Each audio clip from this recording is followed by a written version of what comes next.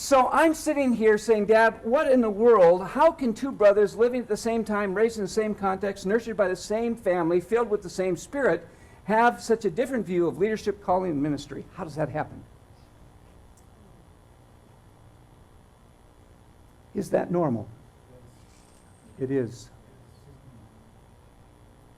It is.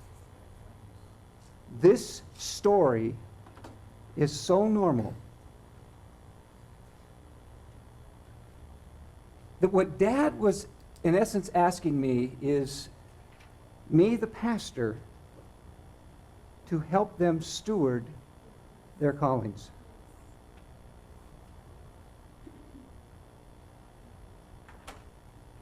I can't think of a more crucial question or idea for the 21st century pastor than this question that Dad posed.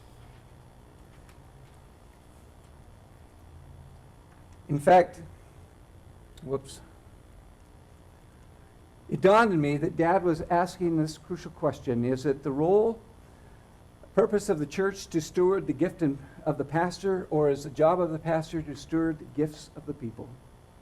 I think that is the most profound question of the 21st century.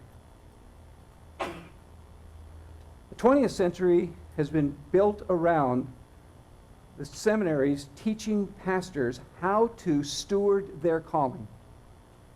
Know your gift, know your passion, and steward it by having your church listen to what you're called to do. You have the vision, you have the dream, you have the skill set, and they come alongside and they make you as the pastor successful by serving your calling.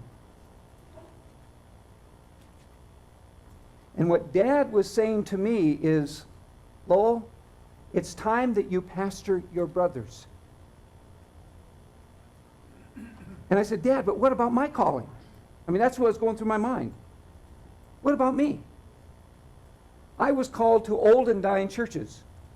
How do I bring about change in old, dying congregations? When Dad, who was dying, said, I want you to be concerned about your two brothers.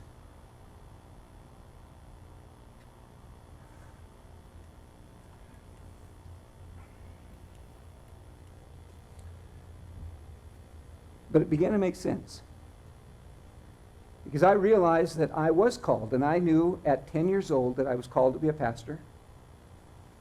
Dennis knew at 5 years old that he wanted to go into business. Ray knew by the time he was 10 years old that he wanted to be a teaching historical teacher, teaching history.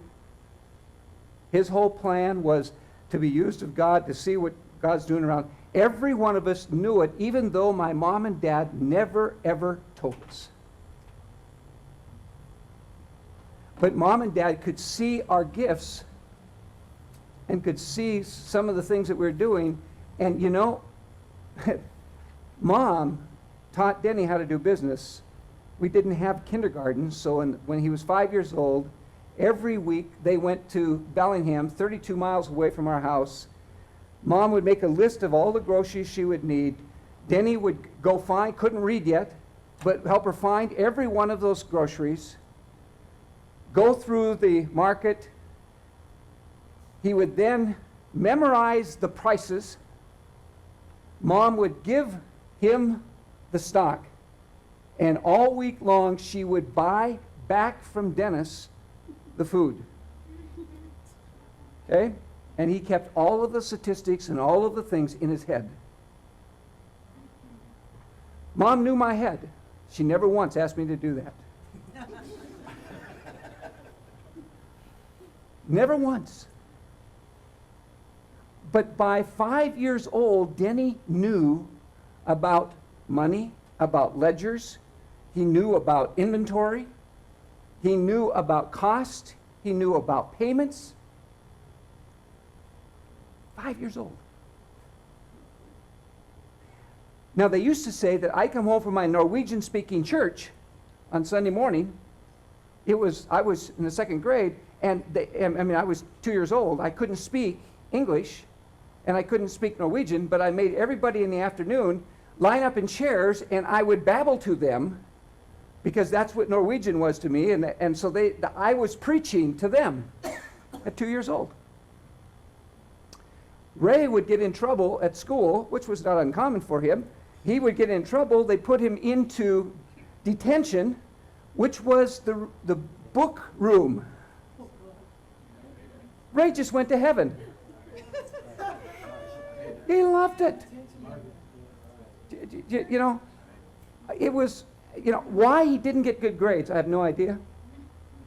Except that he wanted to elope with a different girl every year. He wanted to play middle linebacker on a high school football team, and he wanted to read every book in the library. That was his goals. Nothing about doing work.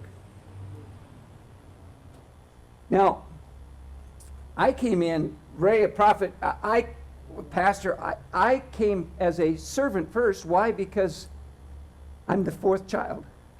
You learn to serve before you learn to lead, because everybody else is leading. Denny led and really worked at trying to be a servant, and Ray led because he was the oldest in the family. He set the tone for everything. I gave away power. Dennis was powerful. Ray was powerless. They studied each way. Dennis worked in the White House. Ray picketed the White House. Okay, that's exactly true.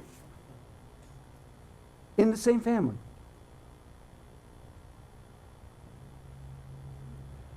I cleaned the White House. No, I didn't either, but that's about as far as I get.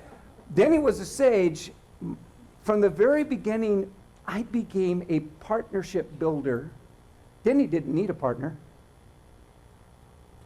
Ray didn't need a partner because no one wanted to partner with somebody as radical as he was, living in the city in the 60s, loving Chicago when every other pastor left it.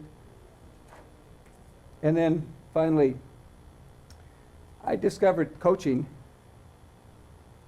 And when I went into the pastoral role, I became a pastoral coach, not even knowing that I was doing it, but it was just normal. And Dad thought I could maybe coach my brothers somehow. And the only hope is that the team that just lost the NBA championships was coached by this young guy who's never done anything. You know, they lost. Not much hope for me. I'm sitting there as the youngest one. Dad's saying, I want you to work in that. What do you see when you look at this?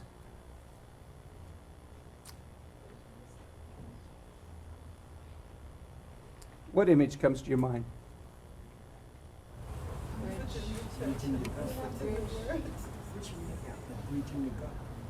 Bridging the gap?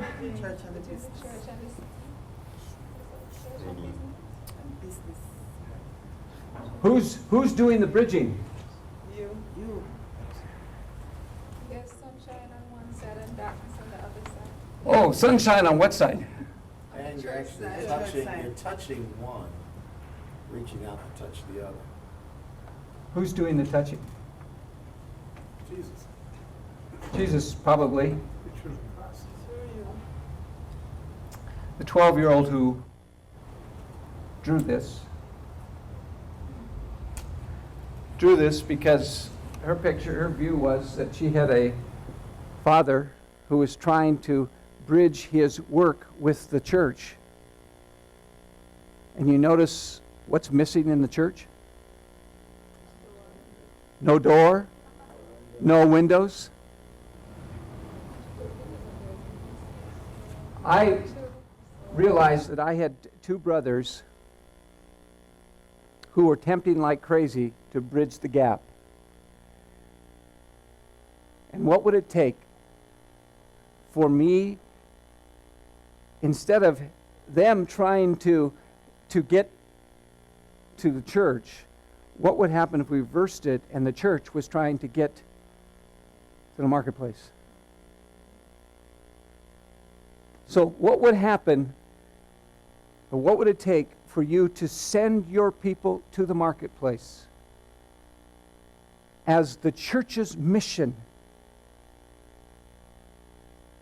And when I began to ponder and figure out I had to study my brothers if I were going to serve them and help them, I had to study my brothers, and I realized that what I had in my church that was old and dying were a group of 10, 9, 5-year-olds that were going to school. There were 13 of them. And I realized they were no different than my brother Denny, my sister, and I, and Ray. What would happen if I sent them to their school on mission, ordained them to their work at their school, and sent them to be Daniels there? So there would be a specific reason why they were there, not simply just to get an education, but they were there representing the faith of Jesus Christ to bring about transformation in their schools by serving the very schools they went to learn from. What would happen if the elder board visited them at their school? In our budget, we set money aside. If they needed something, part of our budget was to resource them for their ministry. What would happen if we actually gave them resources to help do their work at their school? See, it's a real simple thing. How can they bring wholeness? I realize that the reason urban workers are led by rural people is because in rural settings, every kid has a responsibility. Every kid has to work. Every kid has a job that they do. Every school gives them opportunity to use their gifts and abilities. They trust in them completely. Instead of being a third or fourth string this at the school or in the, you have to do it. You have to do the solos. You have to do the whatever it is in that school. So I had to realize most of my life I was taught to be a pastoral builder consumed with budgets, buildings, and butts in the seat. And I would ask, are you willing to come to my world to gather church and co-steward my resources or my calling, or co-steward or resource my calling? That's what I was taught in seminary. Versus the heartfelt passion of a missional pastor, which develops, who goes from B's to C's, to conversations, to connections, to collaborations. And are you willing to be sent to your world and allow me, your pastor, to co-steward, to resource your calling? It was in trying to understand my brothers that I began to understand that every church, every Sunday morning, is filled with Rays and Denny's. And they're filled with Rays and Denny's who see things. One is a Republican, the Democrat. One is called to the kingship. One is called to the bottom of the street. And somehow, as a pastor, they're like John the Baptist and Jesus. The thing that divides most churches, by the way, is not poor doctrine. It's honest calling. My callings, the callings of the people in the church, their convictions about what God has asked them to do, the perceptions and how they get is what splits churches. Because they don't understand that their calling is different than his calling or her calling. And their perceptions are entirely different. Their purpose for ministry seems to be different. John the Baptist's whole lifestyle was absolutely different than Jesus' lifestyle. One was a separatist, the other was involved. One said, no, I can't do this, and the other one said, I'm a friend of gluttons and sinners. Yeah, great, that's me. Which one was right? Both of them. Both were needed. But somehow, in our world, we need a voice that will begin to put people together and let them know that your calling and your position is so valuable that somehow we'll begin to close the gap in their callings to look like this. How do you connect the church with the city? By recognizing that the church is already in the city.